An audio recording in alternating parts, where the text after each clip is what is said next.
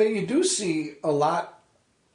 It's still being done, but in the older days, on the older sitcoms, you would see the same actors showing up playing different parts. Mm-hmm. From one season to another.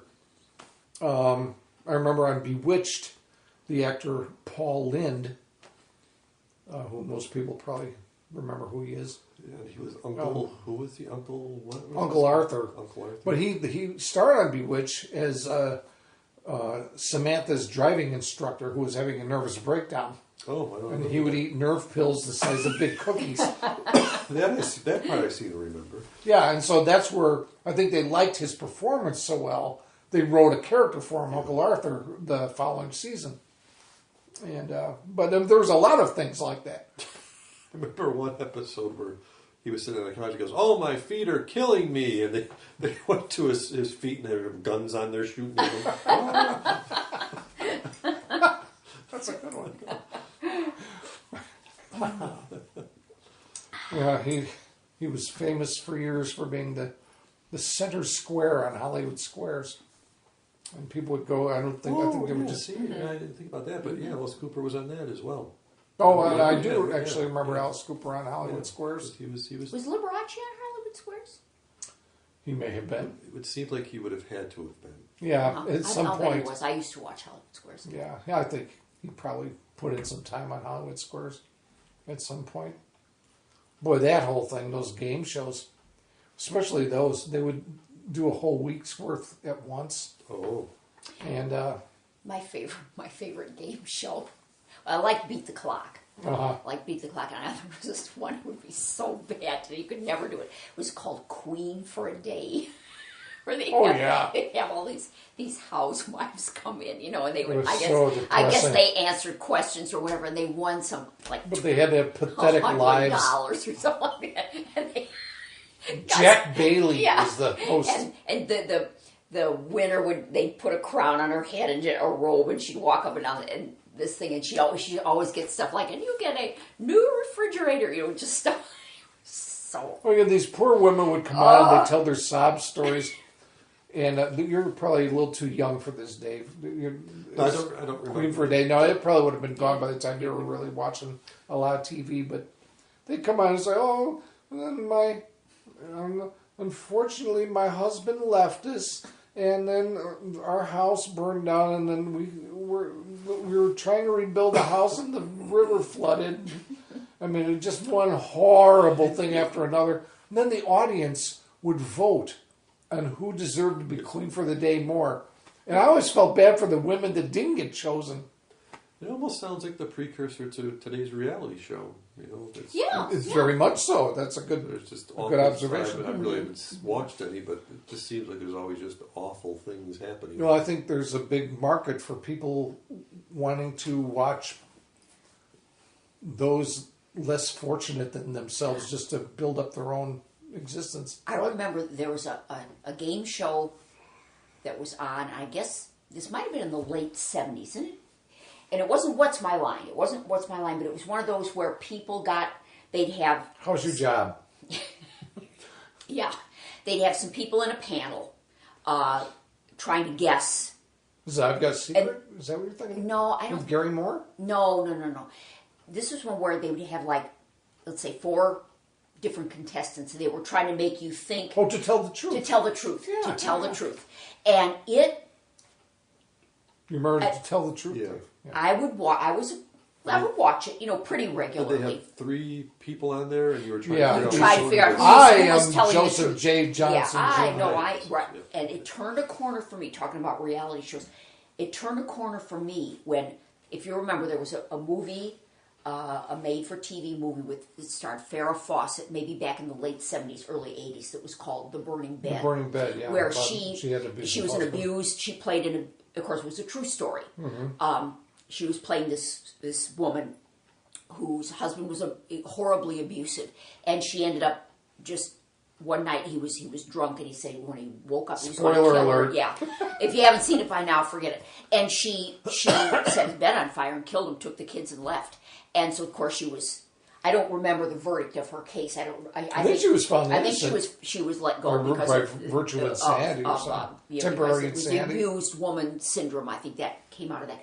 Well, to tell the truth, they had on the panel that day 3 women, and the panel who were the guests. They were trying to guess. They were the regulars.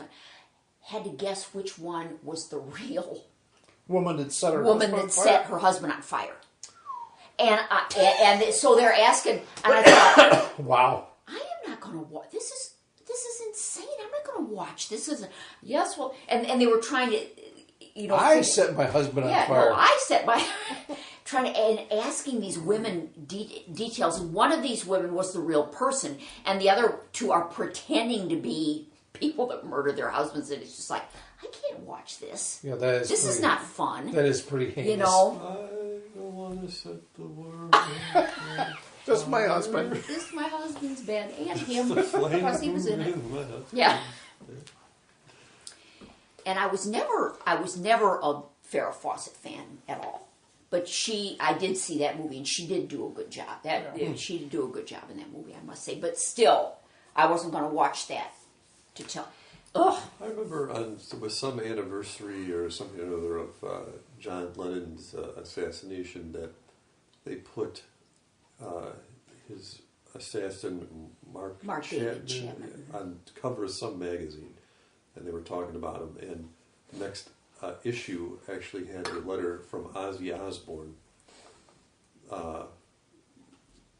asking, complaining about. Yeah, it's like, what are you thinking, glorifying this murderer?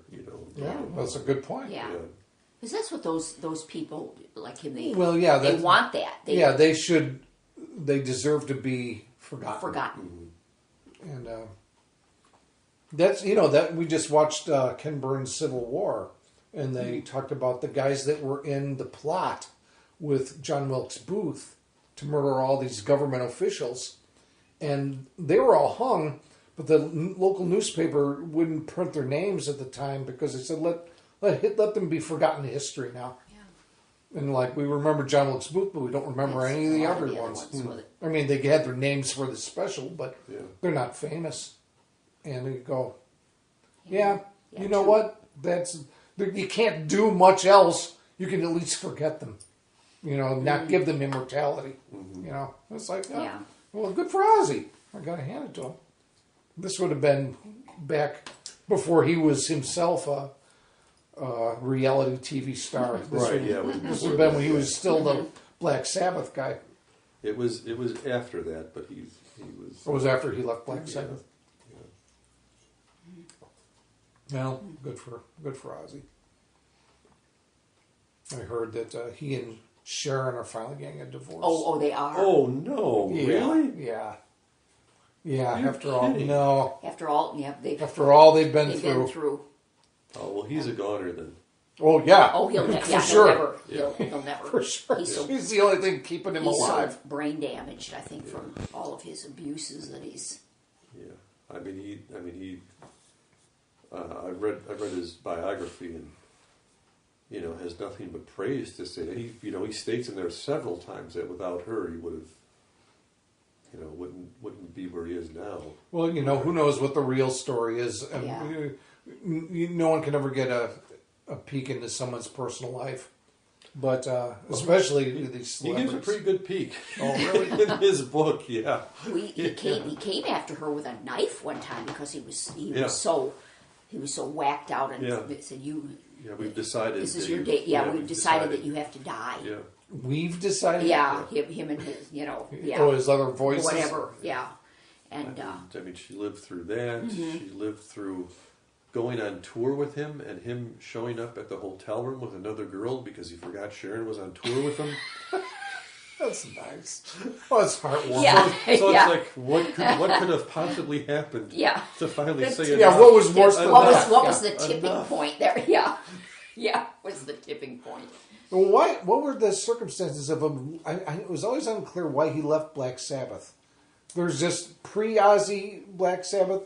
Post-Ozzy Black Sabbath. It was kind of a mutual thing because his drinking and drug abuse was out of control, and he was missing gigs. They just, he was sleeping it off for days at a time. Nobody knew where he was.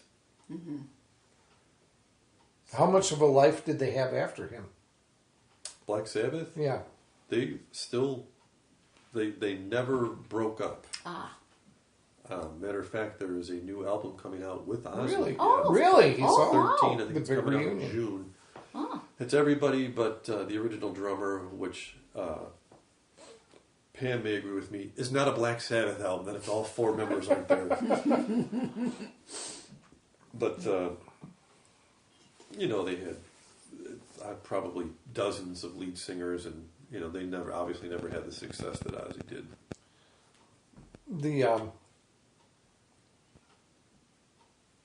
The whole thing about him biting the heads off bats on stage, was that real or just theatrical?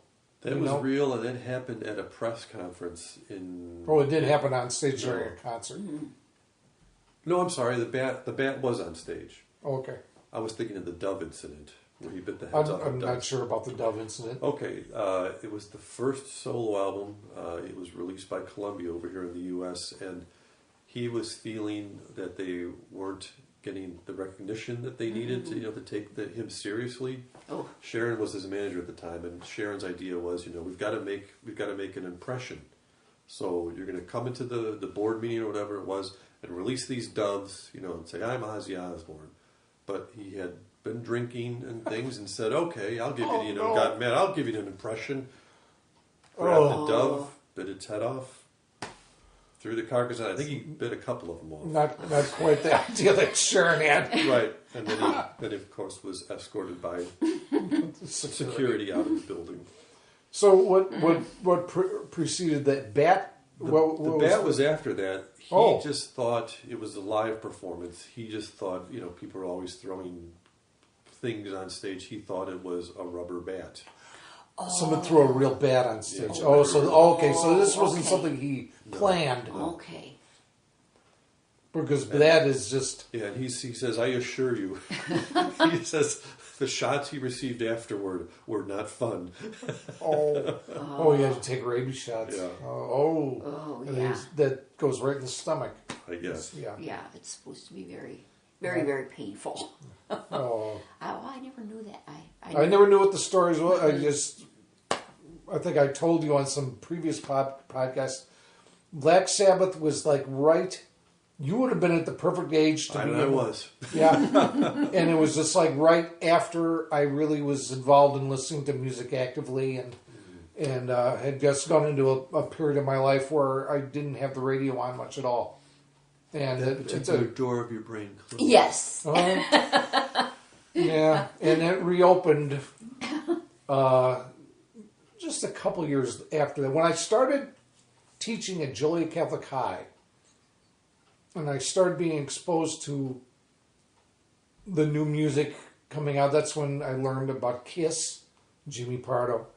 And I just got my taste back for I miss music. I want to listen to music. And so there was in the late, I'd say things started shutting down around the disco era. And they reopened up about 1978, 79. Mm-hmm. And so I would say... From 75 to 78 was that my dark period. Would that have been when Black Sabbath was really popular? Black Sabbath's first album was 69, believe it or not. Oh, okay. So was Led Zeppelin's first album was 1969. Yeah, see, all these guys have been around longer than you realize. Yeah. There's another group that's been around a lot longer than I thought. Who were they? It was when I found out that they'd been... Well, it's one of those things where I don't know what I'm talking about. Cheap Trick is they've been around. Oh yeah, Cheap Trick is one. They're in concert on one of the channels we get. They're coming up in concert in some place.